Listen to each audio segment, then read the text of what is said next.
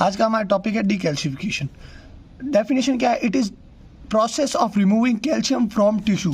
तो जो भी टिश्यूज़ है, जैसे बोन हो गई या फिर टीथ हो गए, जैसे टीथ है, अब इनके अंदर से कैल्शियम का रिमूव करना, इन टिश्यूज़ के अंदर से, तो कैल्शियम का रिमूव करना ही डीकैल्सिफिकेशन कहलाता है।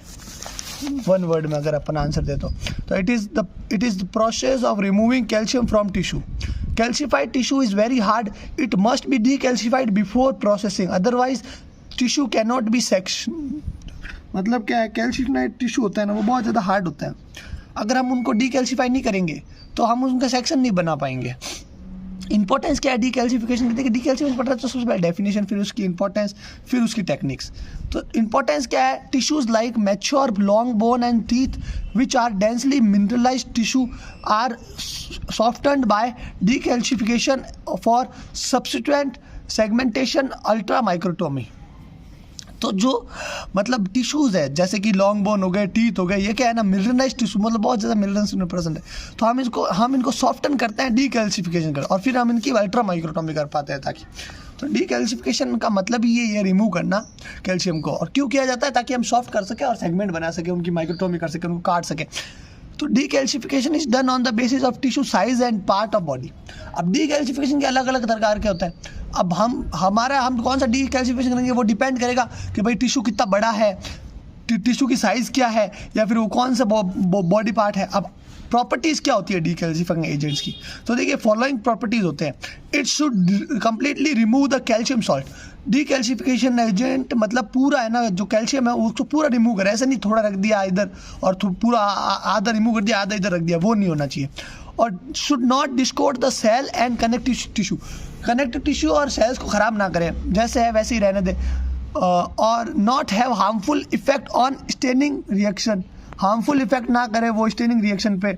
और the speed of decalcification depend upon the strength, temperature and volume of decalcifying solution. अब जो इनकी स्पीड होगी वो डिपेंड करेगी कि भाई है ना, मतलब डीकैल्सिफिकेशन हमें ना कितना, मतलब उसकी साइज़ कितनी है और टिश्यू की, या फिर है ना मतलब वो मतलब कितना डेंस है, ऐसे मतलब एकदम भरा हुआ है या फिर खोखला है।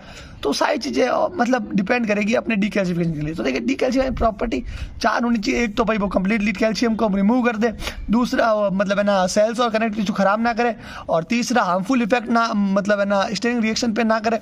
और डीकैल्सिफिकेशन डिपेंड किसके से करता है? स्ट्रेंथ, टेम्परेचर और वॉल्यूम, मतलब डीकैल्सिफाइंग सॉल्यूशन का सॉल्यूशन भी कैसा हम यूज़ कर रहे हैं उसके ऊपर भी डिपेंड करता है।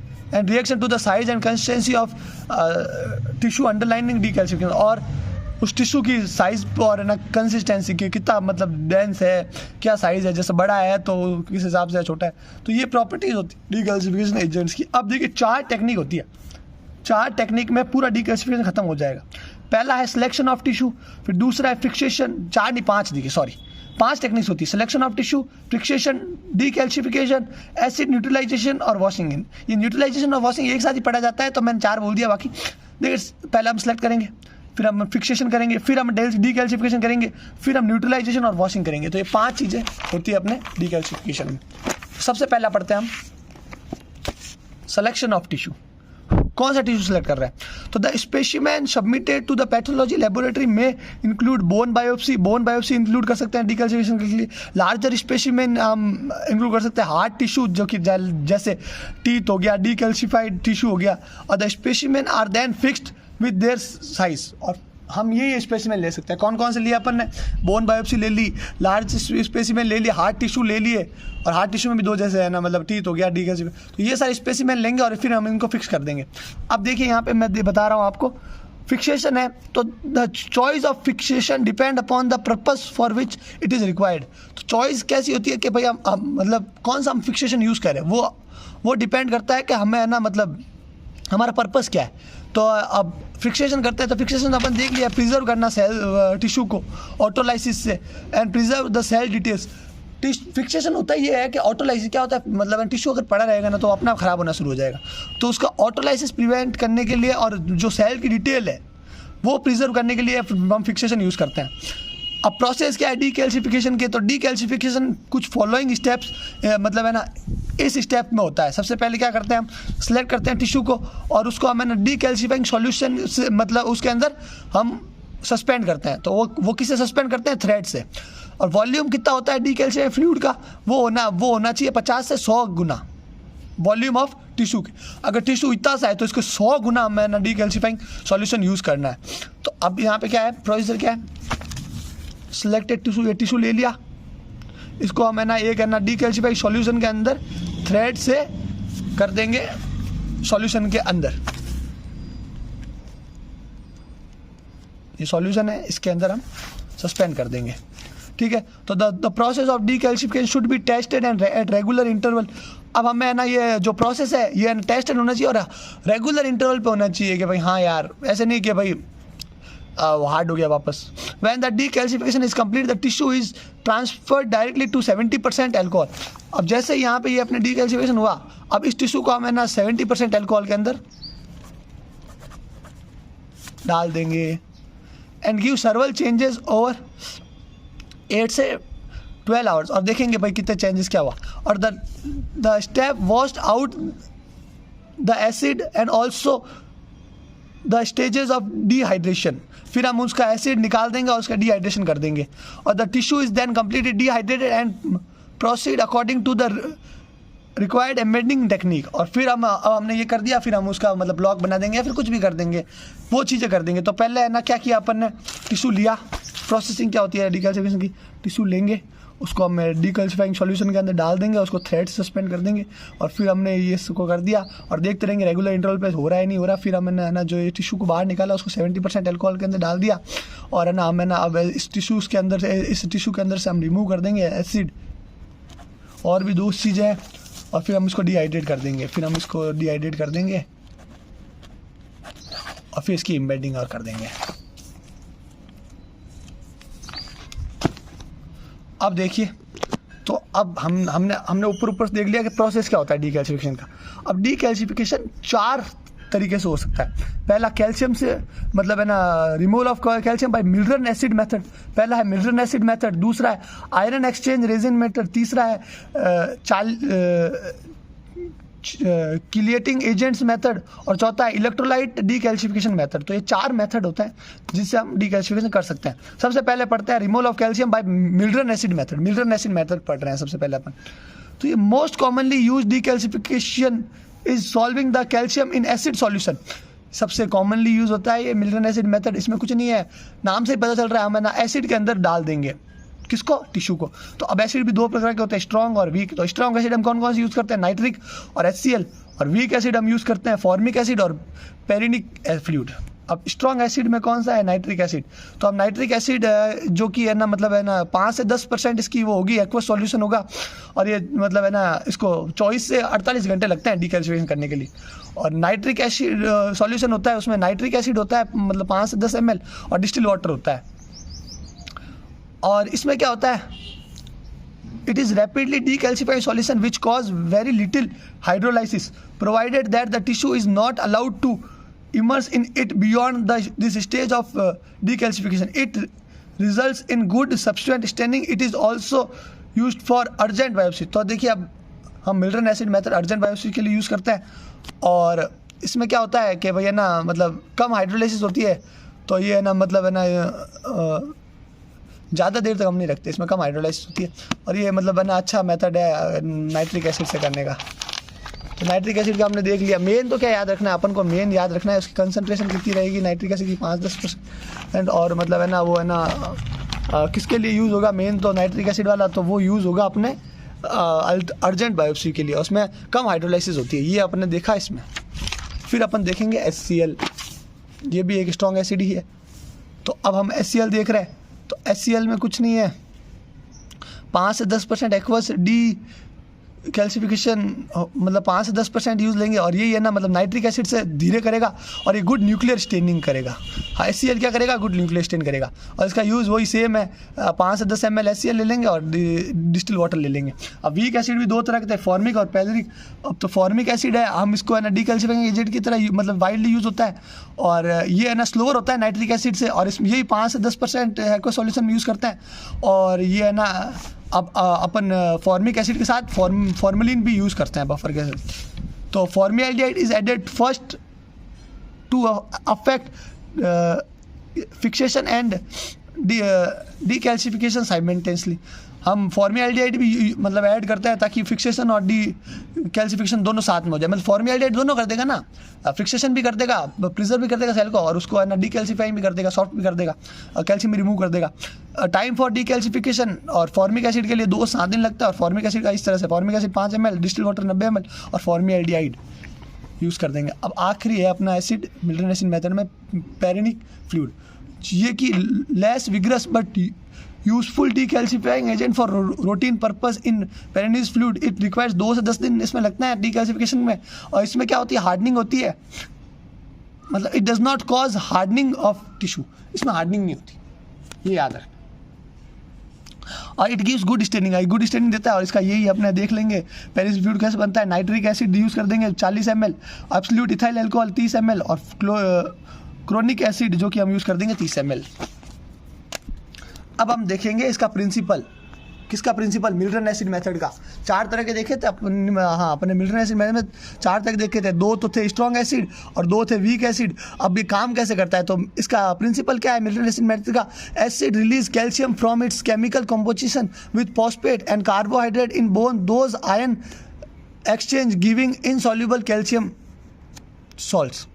तो एसिड रिलीज होता है, acid release calcium, acid calcium को रिलीज कर देता है केमिकल कंपोजिशन से इन फॉस्फेट एंड कार्बोहाइड्रेट। जो कार्बोहाइड्रेट और फॉस्फेट होते हैं ना, उनकी केमिकल कंपोजिशन से एसिड रिलीज कर देता है कैल्शियम को।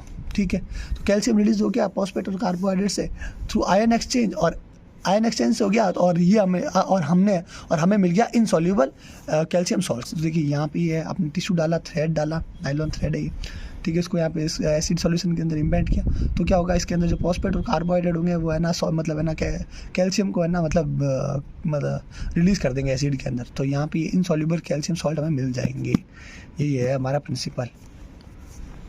अब आयन एक्सचेंज रेजिन्स हमने 4 थे मेन, तो पहला तो था अपना क्या था, मिल्टन एसिड मेथड, दूसरा था आयन एक्सचेंज रेजिन्स। रेजिन्स भी क्या है, फ्लूइड ही होते हैं।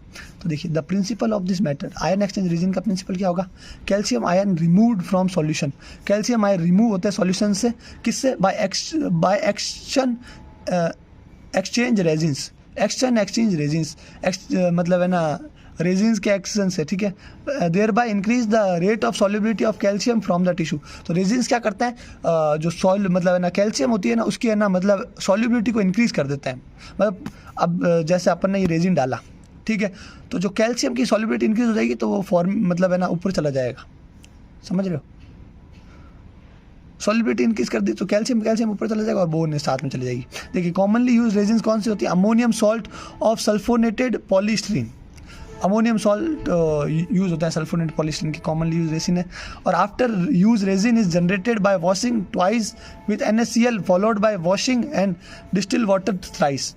रेजिन का यूज़ करने के बाद हम क्या करते हैं, वॉशिंग करते हैं, मतलब है ना HCl के साथ, और फिर हम है ना मतलब फिर हम वॉश करते हैं पानी के साथ 3 बार, इसको 2 बार फिर 3 बार। तो ये अब देखिए क्या है, ये देखिए यहाँ पे ये है अपने आयन एक्सचेंज रेजिन्स, इसमें कुछ नहीं है।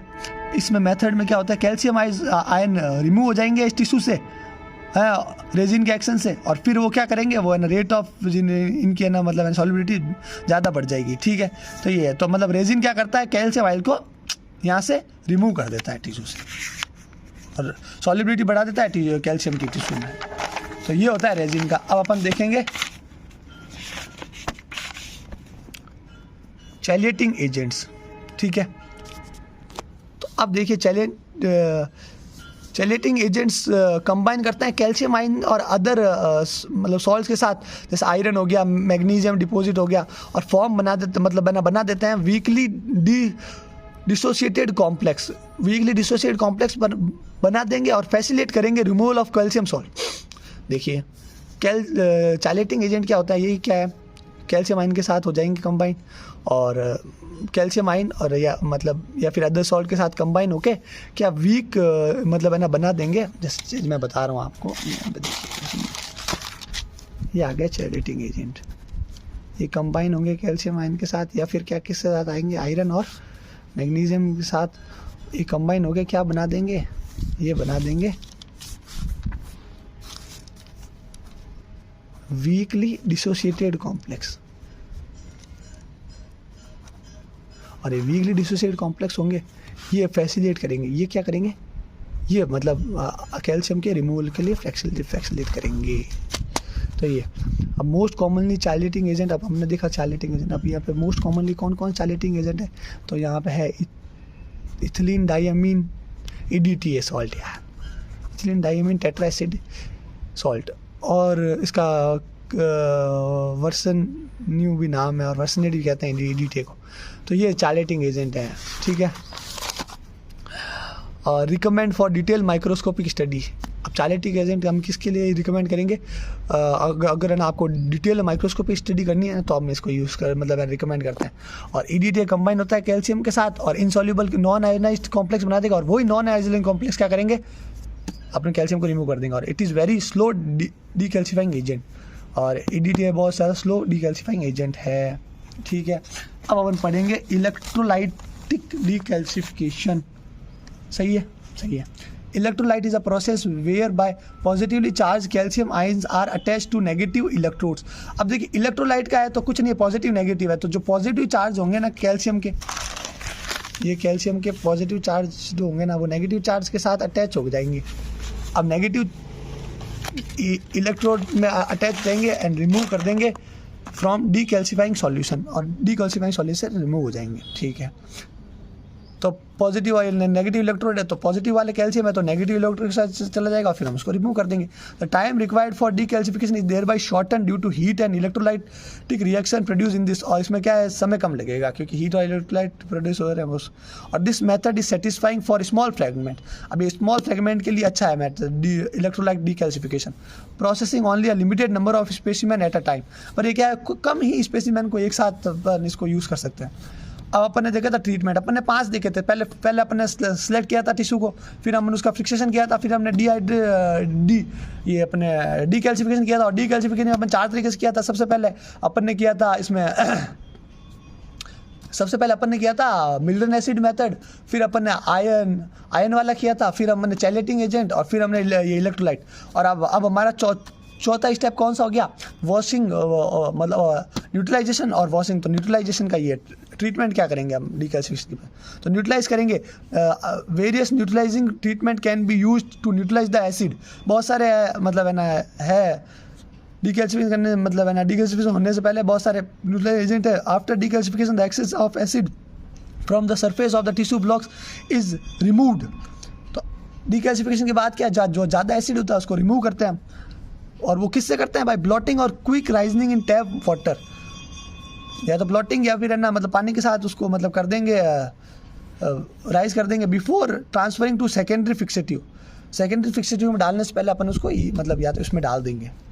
और अब फर्स्ट डिहाइड्रेटिंग एजेंट, उसको अपन दूसरे फिक्सेटिव में डालने से पहले या फिर है ना डिहाइड्रेटिंग एजेंट डालने से पहले अपन उसको क्या करेंगे, न्यूट्रलाइज करेंगे। और न्यूट्रलाइज कैसे किया जाता है, या तो अपन पानी के साथ धो देंगे या ब्लॉटिंग कर देंगे। तो उससे क्या होगा, न्यूट्रलाइजेशन का करने का फ़ायदा क्या है, ताकि एसिड निकल जाए, ये होता है न्यूट्रलाइजेशन। और किस किस के अंदर इमेंस करेंगे अपन, सोडियम सल्फेट या फिर 1% एक्वस सोडियम बाइकार्बोनेट कुछ घंटों के लिए, तो रिमूव हो जाएगा एसिड टिश्यू से, ठीक है। This avoid the contamination of the next fluid after neutralisation, tissue can be shorten in 70% alcohol. और ये अवॉइड करेगा मतलब है ना नेक्स्ट फ्लूइड्स के अंदर को मतलब है ना डालना। तो आफ्टर न्यूट्रलाइजेशन हम है ना टिश्यू को हम है ना स्टोर करते थे 70% एल्कोहल के अंदर। वॉशिंग क्या होती है, through washing of the tissue before processing is essential to remove acid और एल्कलाइन यूज्ड फॉर न्यूट्रलाइजेशन। अब न्यूट्रलाइजेशन के लिए हम है ना एल्कलाइन यूज़ किया या फिर एसिड होगा जो भी होगा, उसको रिमूव करने के लिए हम वॉशिंग करते हैं। तो washing which would otherwise interfere with staining, जो कि स्टेनिंग से इंटरफेयर हो जाती है। और decalcifying tissue for frozen section should be thoroughly washed with water और शॉर्टन और stored in formalin saline before being frozen. और जो फ्रोजन सेक्शन है उनको हमें या तो है ना मतलब पानी से अच्छे से धोना चाहिए या फिर फॉर्मल सलाइन के अंदर डालना चाहिए, मतलब उनको मतलब है ना फ्रोज करने से पहले। अब एंड प्रोडक्ट क्या क्या एंड प्रोडक्ट मिलता है हमें, डीकैल्सिफिकेशन का एंड पॉइंट क्या है, हम डीकैल्सिफिकेशन किया उसके बाद हमें क्या क्या मिला, तो उसके बाद क्या होगा, फ्लेक्सिबिलिटी मेथड, मतलब क्या है, बेंडिंग, मेल्डिंग और by use of scalpel if it bends easily that means decalcification is complete. तो हम बेंडिंग करेंगे या फिर उसको मतलब है ना स्कैल्पल से काटेंगे, तो हमें अगर है ना ये होगा कि भाई वो है ना मतलब है ना बैंड हो रहा है इजीली, जैसे ये टिश्यू है और अभी बैंड हो रहा है इजीली, अब ये तो नहीं हो रहा वैसे जैसे ये अंगुली है ये बैंड हो रही है इस तरह से, तो इसका मतलब डीकैल्सिफिकेशन हमारा हो गया। This method cause damage of tissue, it destroy the cell structure of the cell. तो अगर हमें एंड प्रोडक्ट देखना है कि भाई डीकैल्सिफिकेशन हुआ कि नहीं हुआ, तो फ्लेक्सिबिलिटी मेथड है, पर इसमें क्या होता है, टिश्यू डैमेज हो जाता है और है ना डिस्ट्रॉय हो जाता है सेल स्ट्रक्चर। दूसरा मेथड क्या है, x ray method. This is very expensive method although the most ideal. ये एक्सरे मेथड एक्सपेंसिव है बट सबसे आइडियल है, सबसे सेंसिटिव है, सबसे रिलायबल मेथड है ये। और है ना इसमें क्या है, डीकैल्सिफिकेशन करते हैं ना तो हम है ना डिटेक्ट करते मतलब है ना डिटेक्ट कर सकते हैं smallest form of calcium which appear opaque on x-ray plate. जो थोड़े से भी कैल्शियम होंगे ना वो हमें दिख जाएंगे इसमें। और this method is cannot be used for mercury chloride containing fixative, they contain radiopacity. तो हम है ना जो ये एक्सरे मेथड है ना ये हम है ना मर्करी क्लोराइड के लिए नहीं करते हैं, बाकी एक्सरे मेथड बहुत तगड़ा मेथड है पर इसमें ये एक्सपेंसिव है, क्या करें अब इसका। बाकी तो इसको कर ही सकते हैं, मोस्ट आइडियल मेथड है, सेंसिटिव मेथड है, रिलायबल मेथड है। तो अपन ने देखा एक तो फ्लेक्सिबिलिटी मेथड जिसमें है ना हमने मतलब फ्लेक्स करके देखा टिश्यू को, दूसरा हमने एक्सरे करके देखा उनका, और एक्सरे किसका नहीं करेंगे, मर्करी क्लोराइड का नहीं करेंगे, ठीक है।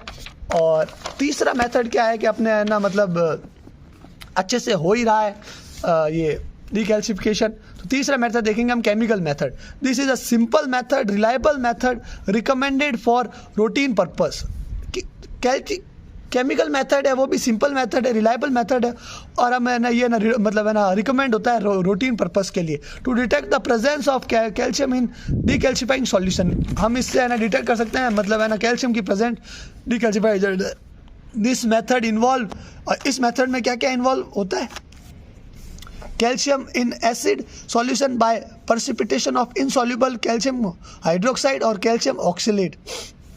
और इसमें हम है ना मतलब है ना डिटेक्शन करते हैं कैल्शियम की, किससे करते हैं, प्रेसिपिटेशन करते हैं अपन इनसॉल्युबल कैल्शियम हाइड्रोक्साइड या फिर कैल्शियम ऑक्सलेट से। अब इसमें पार्टिसिपेट करते हैं तो हमें पता चल जाता है। और सॉल्यूशन कौन सा है, कंसंट्रेशन अमोनिया हाइड्रोक्साइड और सैचुरेटेड एक्वस अमोनियम ऑक्सलेट। तो ये हो गया अपना। तो देखिए मैं आपको समरी बता देता हूँ डीकैल्सिफिकेशन की क्या है। डीकैल्सिफिकेशन है ना उसका मतलब ही क्या है, कैल्शियम का रिमूव करना, ठीक है। और ये 5 स्टेप में होता है, ठीक है।